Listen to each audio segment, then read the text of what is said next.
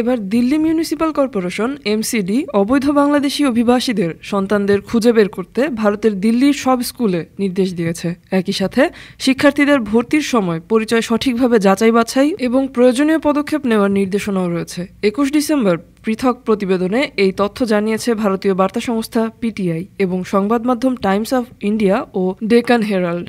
প্রতিবেদনে বলা হয়েছে, ভারতের রাজধানী দিল্লির সমস্ত স্কুলকে শিক্ষার্থী ভর্তির সময় অবৈধ বাংলাদেশি অভিবাসী শিশুদের শনাক্ত করার নির্দেশ দিয়েছে দিল্লি মিউনিসিপাল কর্পোরেশন এমসিডি।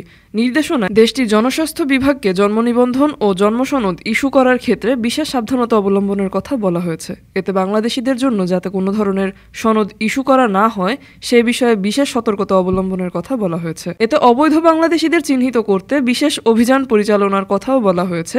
এদিকে দিল্লিতে অবৈধ বাংলাদেশিদের অনুপ্রবেশ বন্ধে গত ১২ ডিসেম্বর নিউ সীমাপুরীতে একটি অভিযান পরিচালনা করা হয় বলে জানিয়েছে দিল্লি পুলিশ।